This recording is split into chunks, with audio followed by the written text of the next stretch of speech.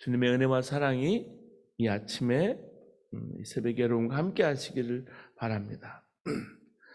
우리가 읽고 있는 잠언서의 주제는 여러분 지혜입니다. 하나님은 태초에 일하시기 전에 지혜를 가지셨습니다. 세상을 창조하셨을 때 그 지혜가 곁에서 창조자가 되어서 항상 하나님 앞에서 즐거워했다라고 오늘 본문 말씀은 시작하고 있습니다. 지혜를 얻는 자는 생명을 얻는 것입니다. 그리고 하나님의 은혜를 얻는 거예요. 그래서 잠언서는 지혜를 생명이라고 얘기하고 있습니다. 잠언서에 생명이라는 단어가요 41번이나 기록되어 있습니다. 지혜라는 말은 거의 그러니까 생명과 연관되어 있다는 말이에요. 지혜 그 자체가 생명입니다. 잠언서 3장 18절에는 지혜는 그 얻는 자에게 생명나무라라고 했어요. 생명나무는 히브리어로요 에차임이라는 단어인데요 영생과 참평안의 원천이라는 뜻이 담겨져 있습니다. 이 말은 에덴 동산의 생명나무를 생각해 보시면 돼요. 여러분, 인간의 시조, 우리 아담과 하와는 생명나무 대신 어떻게 했어요? 선악과를 맛봤어요. 그렇기 때문에 죽음을 맛봤어요. 그래서 오늘 본문 마지막 절에 그러나 나를 잃는 자는 자기의 영혼을 해하는 자라 나를 미워하는 자는 사망을 사랑하느니라. 죽음을 맛볼 수밖에 없었어요. 지혜가 없기 때문에 선악과를 따먹었어요. 생명나무는 생명을 얻게 하는 것이고요. 이게 지혜예요. 여러분, 교회는 이 지혜를 알아야 합니다. 분별력은요, 살게 하는 것이지 죽게 하는 것이지 아는, 구별해내는 능력입니다. 어둠과 빛이 지금 이 세상에도 공존하고 있어요.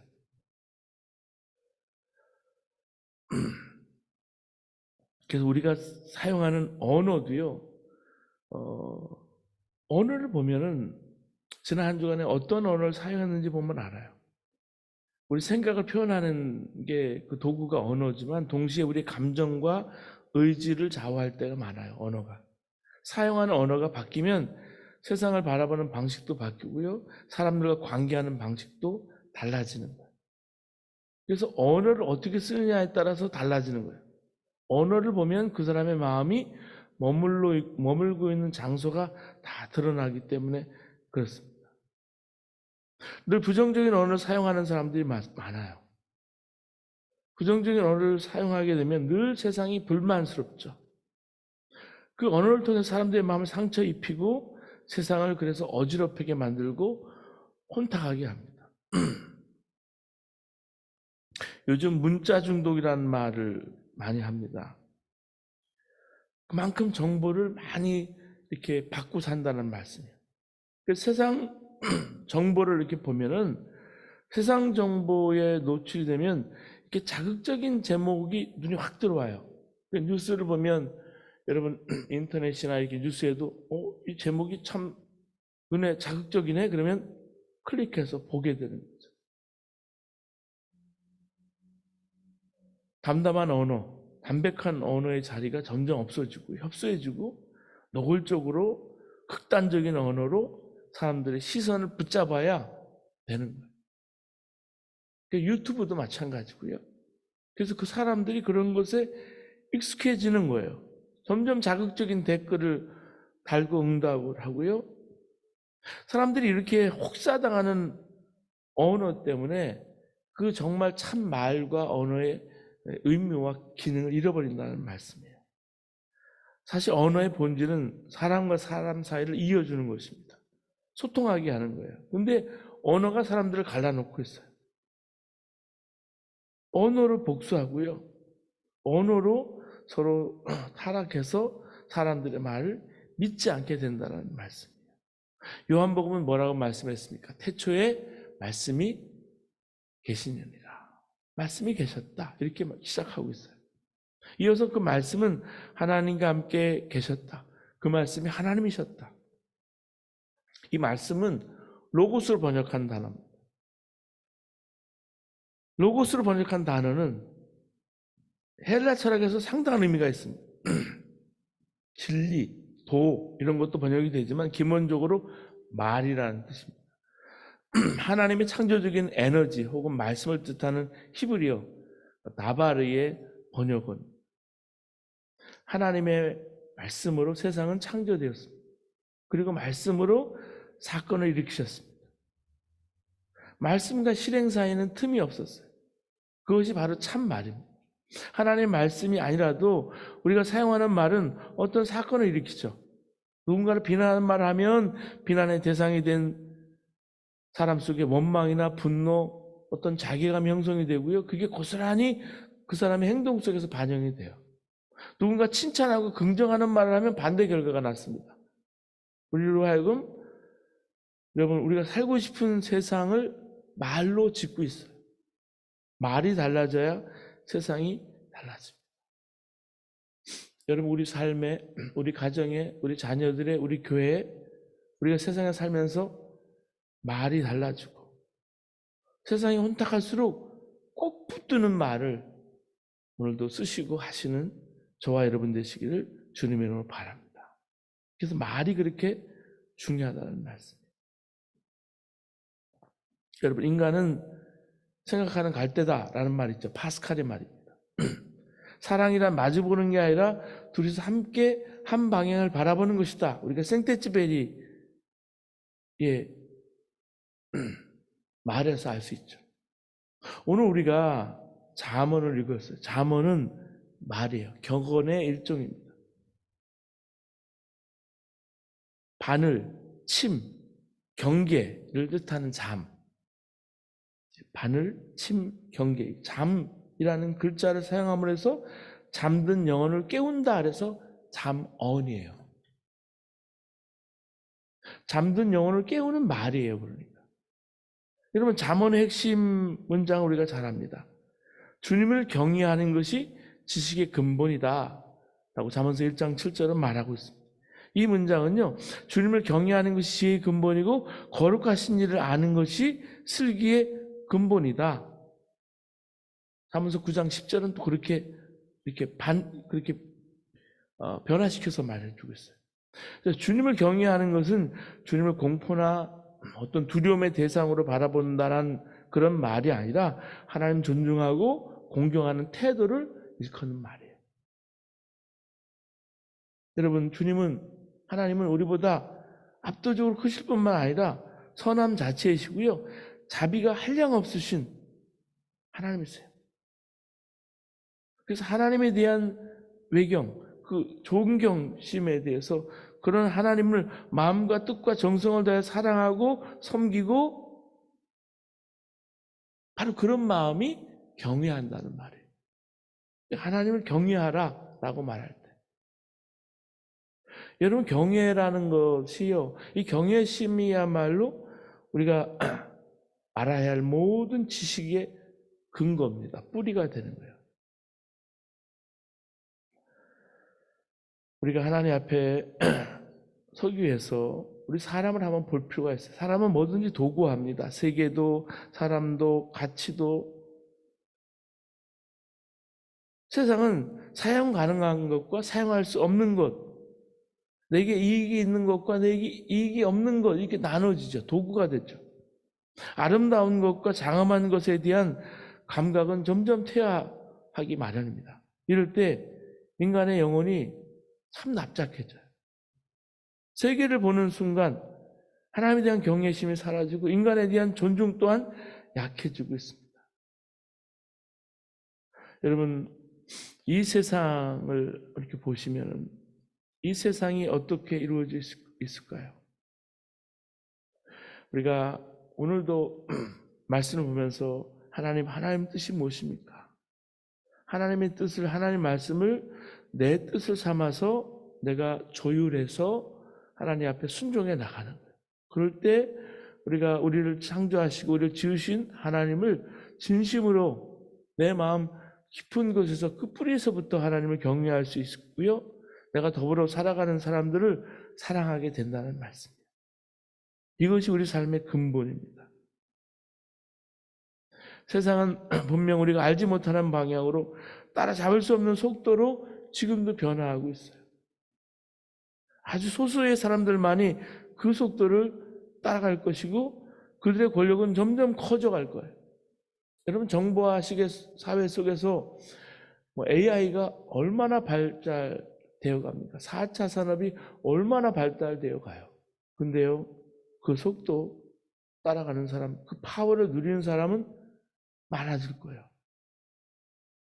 세상에 창출되는 부의 대부분이 아주 소수의 사람들에게 점점 귀속되고 있어서 양극화가 심해지고 있어요. 여러분, 20년 전하고는 너무나 달라졌어요. 10년 전하고 달라졌어요. 한국도 미국도 전 세계도 그렇게 되고 있어요.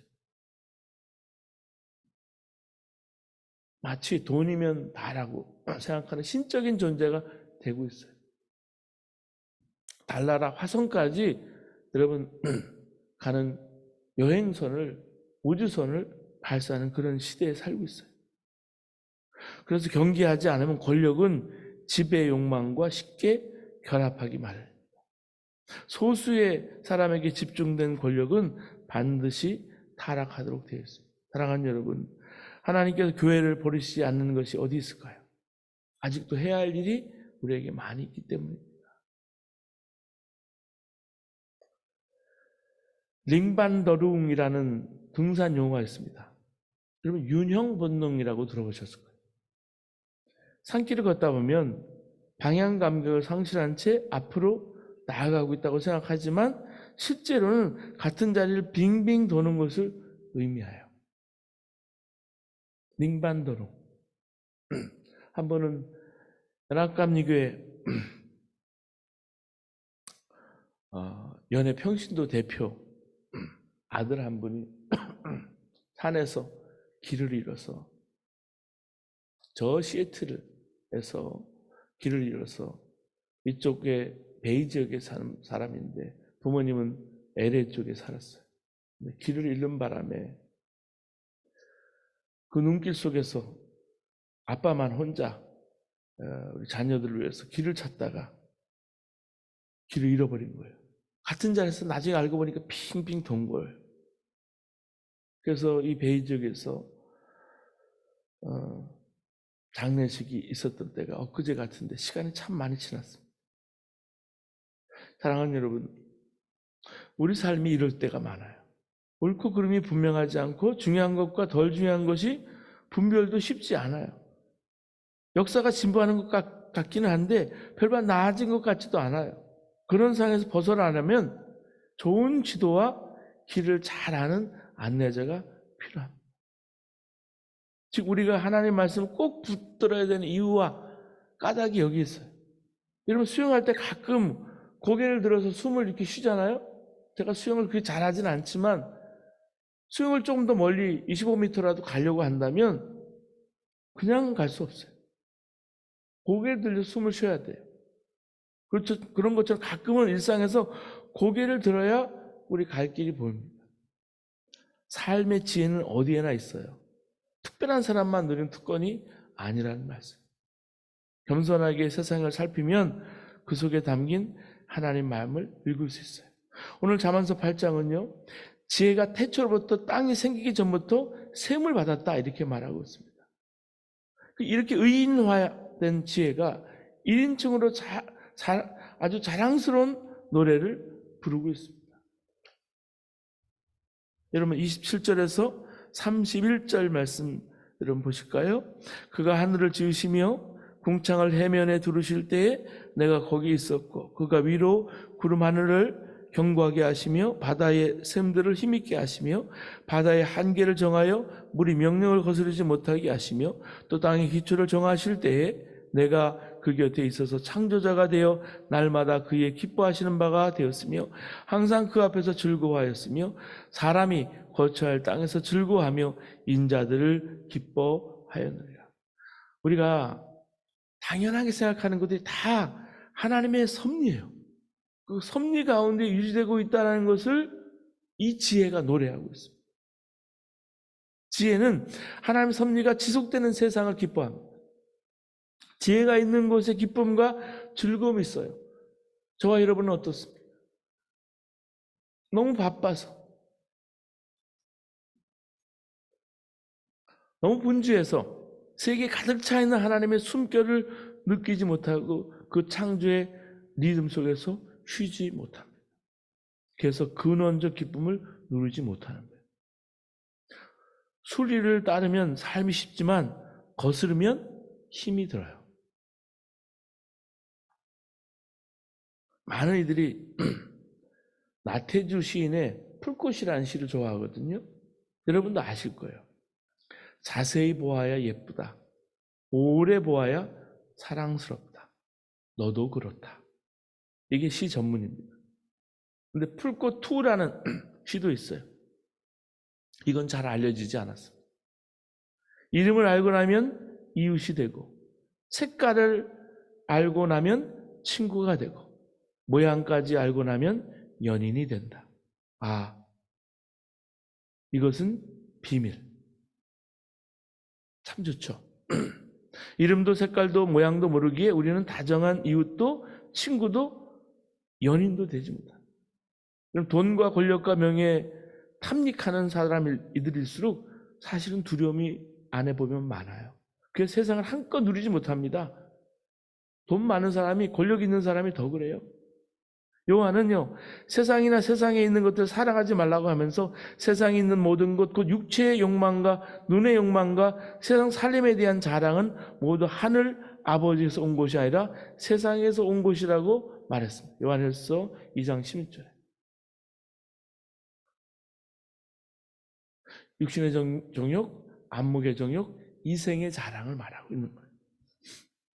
그런 욕망에 사로잡힌 사람들은 지금 자기 곁에 있는 이들을 자기들 욕망 실현을 방해하는 존재로 여겨요. 그래서 의구심으로 늘 그런 눈으로 다른 이들을 바라봅니다. 그런 행복을 누릴 수가 없어요. 사랑하는 여러분, 조금 가벼워져야 합니다. 가벼워지려면 내려놓아야 돼요. 수고하고 무거운 짐진 자들아 다 내게로 오라. 오늘 부른 여러분 찬양처럼 마음의 짐을 주님 앞에, 주님의 십자가 앞에 내려놓아야 돼요. 오늘도 이 성전에 나와서 이 새벽에 우리가 내려놓아야 숨을 쉴 수 있고요. 숨을 돌려야 주변이 보이고 오늘도 구원받아야 될 이웃들이 보이는 거예요. 사랑하는 여러분, 이 지혜가 이 아침 우리를 초대하고 있습니다. 지혜의 도를 지키는 자가 복이 있다 그랬습니다. 콩개를 들어서 지혜를 얻고 그것을 버리지 않는 사람이 복이 있습니다. 지혜는 일상의 모든 순간에 우리 앞에 있어요. 지혜가 우리를 이끄시도록 해야 합니다. 주님이 우리를 이끄시는 삶이 돼야 합니다. 오늘 본문에 나오는 단어가 있어요. 그 세 동사를 보면 참 인상적인데 들으라, 따르라, 지켜보라 라는 단어예요. 우리가 진정 진리를 따르는 사람이라면 주님께 듣고 주님을 따르고 정말 주님을 바라보는, 지켜보는 그런 지혜가 우리에게 있어야 합니다. 하영록 목사님이 쓰신 WT1이라는 30일이라는 말이 있어요.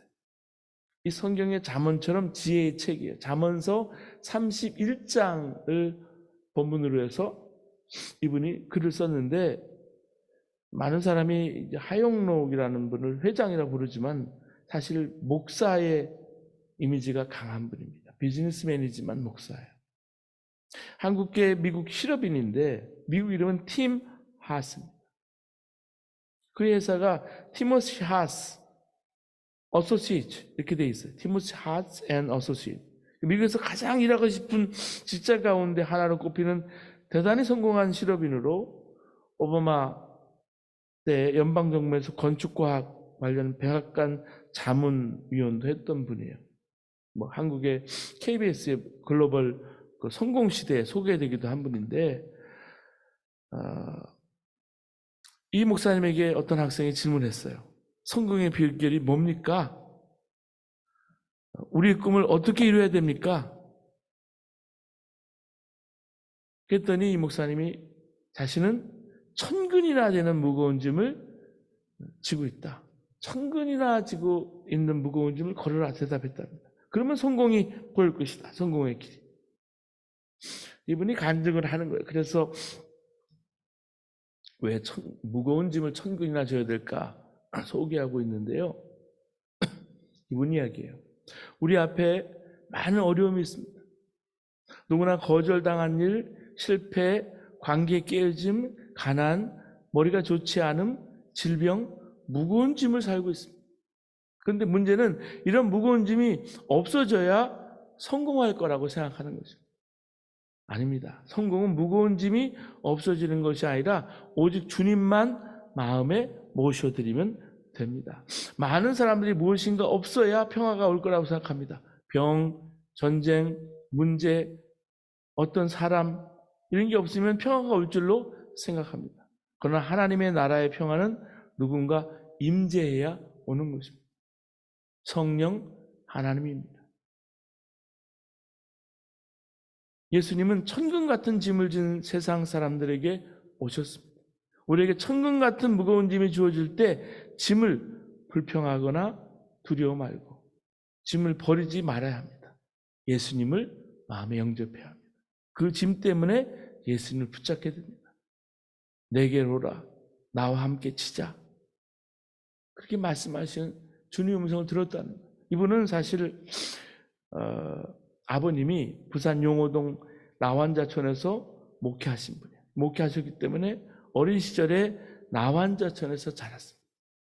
나환자촌에서 살면서 초등학교 다닐 때 이웃 동네 아이들이 나환자촌에 있으니까 문동아 하고 놀리면서 던지는 돌을 맞으면서 피를 흘리고 자란 거예요. 초등학교에 친구가 하나도 없었대요.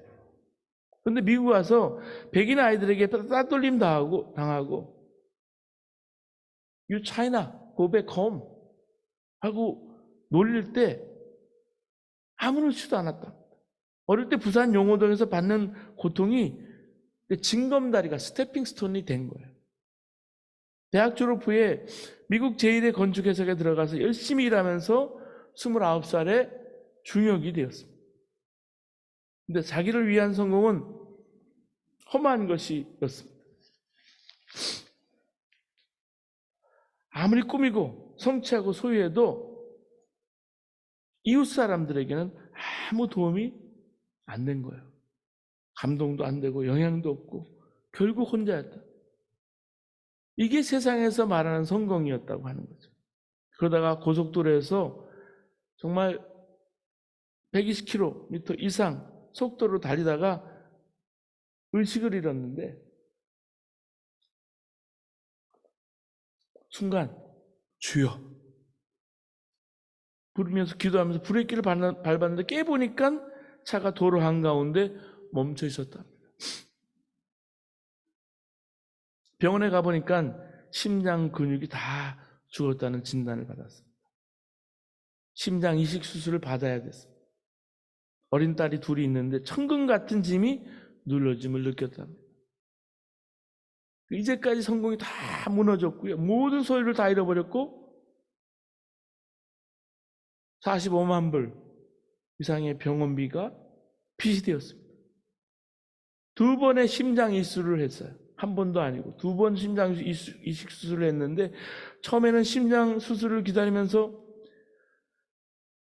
자기 심장을 낫게 해달라 기도했는데 하루는 기도하는 중에 성령이 임하시면서 기도가 바뀌었대요. 새로운 영, 정직한 영을 주옵소서. 심장만 낫는 게 아니라 새 사람이 되게 주옵소서. 기도했습니다. 심장만 낫고 다시 옛사람으로 돌아가면 무슨 의미가 있겠냐는 거죠. 그런 생각이 들었기 때문에 심장만이 아니라 내가 새로워지게 해주옵소서. 새 생각, 새 비전, 새 사람을 구한 거예요. 아내와 의논했습니다. 우리 다시 사업을 시작하면 돈 버는 것만 아니라 그 돈 가지고 이웃 사랑합시다. 그래서 회사의 미션 스테이트먼트를 새롭게 했어요. 우리는 어려운 사람을 돕기 위해서 존재한다. 우리는 어려운 사람을 돕기 위해서 존재한다. 그리고 지금까지 주님이 이 하영동 목사님을 인도하신 거예요. 팀 하스를. 예수님께서 승천하신 후에 제자들의 천금 같은 무거운 짐이 주어졌습니다. 땅 끝까지 가서 복음을 전하고 모든 족속으로 제자를 삼는 사명이 그거예요. 그런데 그들에게 성령이 임했어요. 성령이 충만하니까 베드로는 담대히 선포합니다. 예수님의 이름으로 일어나서 걸어라. 사랑하는 여러분, 천금의 짐을 지는 것은 축복입니다. 왜? 내 안에 예수님이 계시기 때문에. 그 마음의 짐, 십자가 앞에 내려놓는 것이 오직 주님 바라보는 거예요. 하영록 목사님이 쓰신 이 P31이 한국교회 성도들, 크리스찬 실업인들, 청년들에게 신선한 충격을 줬어요. 그래서 한 번은 제가 이거를 한국에서 선물 받고 비행기에서 읽으면서 시카고에 있는 식당을 하는 제 동서에게 선물을 한 적이 있어요. 이 세 번의 심장 이식을 나중에 다 받으면서 하나님 앞에 자신의 짐을 다 내려놓은 거예요. 천금의 짐을 지고 있지만 주님 앞에 내려놓은 축복이 있었어요. 예수님을 얻은 거예요. 하나님과 함께 하는 기업을 일으킨 거예요. 그래서 이 책을 보면 참 깊고 풍성한 지혜에 감탄하게 됩니다. 이 목사님의 삶에서 나온 것이기 때문에 감동이 더 돼요. 지혜는 은혜와 마찬가지로 하나님의 선물이에요. 두 가지 해가 있다면 지혜와 은혜예요. 한 번은 이 하영록 목사님 로마 유적지를 방문했을 때 놀라운 사실 하나를 보았습니다. 돌덩이와 부서진 건물의 흔적들 사이 아직도 남아있는 건물들은 모두 돌로 세워진 것들이었고요. 벽돌로 지은 건물은 어느 것 하나 남아있지 않았다는 거예요. 인간이 만든 벽돌과 하나님이 창조하신 돌의 내구성의 차이는 그대로 하나님의 지혜와 사람의 지혜를 보여주는 차이였다는 거죠. 도대체 목사님의 그 지혜가 어디서 나오는지 궁금했는데 그 책을 보면서 알았어요. 하나님의 말씀과 그 말씀에 대한 철저한 순종이었어요.